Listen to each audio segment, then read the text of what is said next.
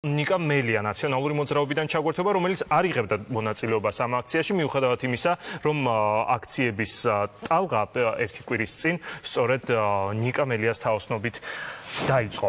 იმ თემასთან დაკავშირებით, როდესაც გადაეცა ბიძინა ივანიშვილს ბოტანიკური ბაღის 4 ჰექტარი. მოგესალმებით, ნიკა. მოგესალმებით. ბატონიკა, დღეს ოპოზიციური პარტიების ლიდერები აქციაზე არ გამოჩენილან. რატომ არ იყავით აქციაზე? ეს თემა მე უკვე აღნიშნე, პირველმა სწორედ თქვენ გაახმაურეთ. დიახ, ჩვენ რა თქმა უნდა ხარს უჭერდით დღევანდელ აქციას. ჩემი რამდენიმე მეგობარიც იყო დღეს აქციაზე მისული, თუმცა ჩვენ რა თქმა უნდა დაწყებული ვართ კონსულტაციები სხვადასხვა პროფესიულ ჯგუფებთან, არასამთავრობო ორგანიზაციებთან, პოლიტიკურ პარტიებთან და ჩვენ შევთანხმდით, რომ არ იქნება ერთ აქციანი, ასე ვთქვათ, ეპოპეა იქნება მთელი რამდენიმე აქციისგან შემდგარი. ეს არ იქნება მხოლოდ ერთი აქცია და ჩვენ შორს ვიყავით იმაზე, რომ ერთი აქცია ჩატარდებოდა და ბიძინა ივანიშვილი უკან დაიხებდა. რა თქმა უნდა, ჩვენ ხარს უჭერდით, მაგრამ თუმცა დღეს ჩვენ არ მივიღია, რა თქმა უნდა, მე პირადად მონაწილეობა, მაგრამ აუცილებლად მომდევნო კვირას განახდება ახალი ენერგიით შეტევა, დიახ, შეტევა, შემთხვევით არ ვიყენებ ამ ფრაზას, იმ უსამართლობის ასე ვთქვათ, აღსაკვეთად, რომელიც ბიძინა ივანიშვილმა ჩაიდინა. ხა ადამიანმა გარდა იმისა, რომ წამოიდგინეთ 29 ჰექტარი ისე როგორც შეიძინა 21 ლარად, მაშინ როდესაც დიღომში კვადრატული მეტრი ღირს $100 დიღომში და იქვე ოქროყანაში 50-60 დოლარი ღირს კვადრატული მეტრი, ან 200 ლარი ღირს დიღომში და დაახლოებით 120 ლარი ღირს ოქროყანაში და ამ ადამიანმა ბოტანიკური ბაღის მიმდებარე ტერიტორიაზე 29 ჰექტარი კვადრატული მეტრი შეიძინა 21 ლარად. თავი რომ დავანებოთ იმას, რომ არ უნდა შეეძინა და სტატუსი არ უნდა მოეხსნა ნარმანიას. ამის გარდა მას ისედაც ჰქონდა იქ 10 ჰექტარი შეძენილი, მანამდე ის 2 ჰექტარი ტერიტორია, რომელზეც არის განლაგებული მისი რეზიდენცია, 6 ჰექტარი აქვს მას პანორამა თბილისის შეძენილი. ჯამში ბიძინა ივანიშვილს მისი სახლის მიმდებარედ აქვს 48 ჰექტარი დაახლოებით 480,000 კვადრატული მეტრი. წარმოიდგინეთ. ეს ადამიანი თქვენ მართლა ანუ იმას გონია რომ გაჩერდება? წარმოუდგენელი, ეს ადამიანი არც აჩერებს, არც აპირებს შეჩერებას, ზნეს შეიცვლის და ჩვეულებას, ფული დაუმთავრდება, არ განაგზობს ტერიტორიების მიტაცებას, დოპარვას სახელმწიფო ბალანსინატურა. ერთადერთი ძალა, რომელიც გააჩერებს ივანიშვილს, რა თქმა უნდა, არის სამოქალაქო აქტივობა. და ამ სამოქალაქო აქტივობას დაინახავს თავად ივანიშვილი, რომელიც დარწმუნებული ვარ ძალიან შეშინებულია ეხლა. ბატონიკა, თქვენ მხოლოდ აქციებით აპირებთ ბრძოლას ამ ყველაფრის წინააღმდეგ, თუ ვთქვათ აპირებთ გაასაჩივროთ გართული გადაწყვეტილებები. ადამიანის ხელში არის ყველაფერი, რო კითხო ეხლა ნარმანიას ერთხელ გამოჩნდა 2 კვირის განმავლობაში და თქვა რომ ყველაფერი კანონშესაბამისად იყო გაკეთებული, ან ყველა ქმედება, რომელიც მერიამ ჩაიდინა, დაწყებული აუქციონი და გაგრძელებული ბოტანიკური ბაღიდან 4 ჰექტარი ტერიტორიის მიტაცებით იყო კანონშესაბამისი. ეხლა აზრს ვერ ხედავ რეალურად. ეხლა ჩვენ წავალთ სასამართლოში და მოსამართლე იტყვის, რომ ბიძინა ივანიშვილი არის დამნაშავე.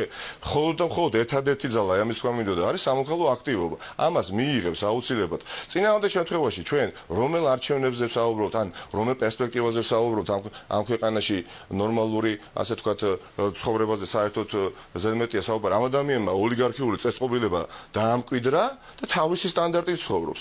იმას მართლაც მიაჩნია, რომ ეს ყველაფერი, რაც დედაქალაქში არის, მას ეკუთვნის.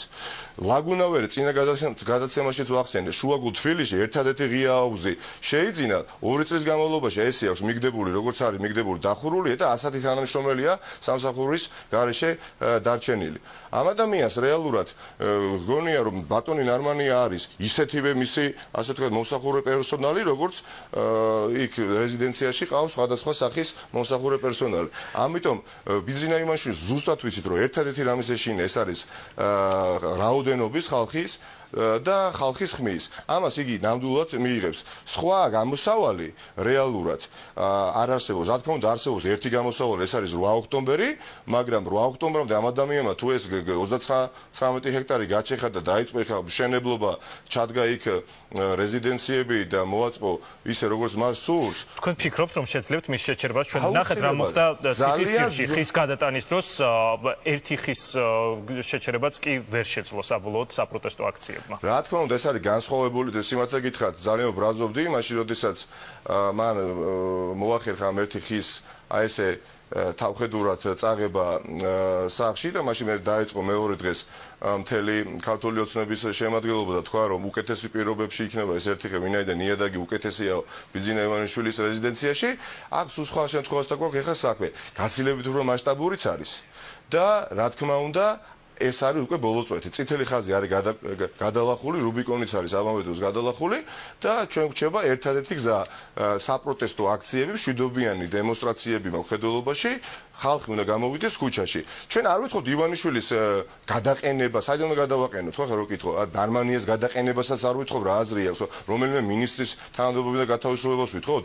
მარტივი მოთხოვნა გვაქვს, რომ დააბრუნოს ის 4 ჰექტარი ბოტანიკური ბაღის ბალანზე და ის 29 ჰექტარი, რომელიც ესე უნამუსოდ შეიძინა და მე თქვა რომ მოვაწყობო იქ ველობილიკებს, ისიც დააბრუნოს სახელმწიფოს, რომელიც მოიპარა 21 ლარათაოს ადამიანებო ძვირფასო მაყურებლობა შეძენილი მილიარდ ივანიშვილს ბოტანიკური ბაღის მიმდებარედ, მაშინ როდესაც იქვე ოქროყანაში 50-60 დოლარი ღირს.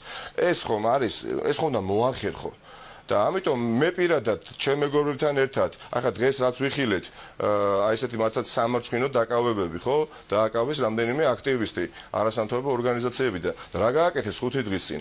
ჩემი პირადი მეგობარი დათო ნაფეტვარიძე 3 დღის თავზე მერიასთან როდესაც ჰქონდა ჩვენ აქცია, სახლიდან აიყვანეს და მოტივი რა იყო, იცით? მოტივი იყო შემდეგი, რომ თითქოს მან აქციის მსვლელობისას გამრელ მოქალაქეს მიაყენა სიტყვიერ შეურაცხყოფა და როდესაც გადაიყვანეს დროებით დაკავების იზოლატორში და სასამართლოში გამოცხადა და მოიყვანეს დათო ნაფეტვარიძე, პოლიციამ ვერ წარმოადგინა ის მოქალაქე, რომელსაც თითქოს მიაყენა.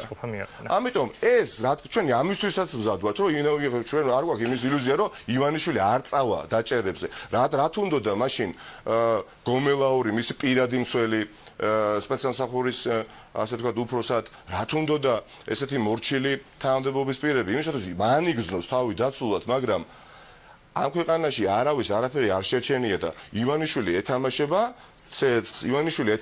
და ცდის თბილისელების და არა მარტო თბილისელების მოთმინებას და ეს მოთმინების ფიალა უკვე რომ გადმოსულია მე მგონი ყველანი ვატყობთ და 8 ოქტომბერი იქნება საბოლოო თარიღი, როდესაც წარსულს ჩავაბარებთ ივანიშვილს და გადავიყვანთ ამ ადამიანს ჩვენ ოპოზიციაში, მაგრამ 8 ოქტომბერამდე არავითარ შემთხვევაში მას არ დავაწყებიებთ ის სამუშაოს.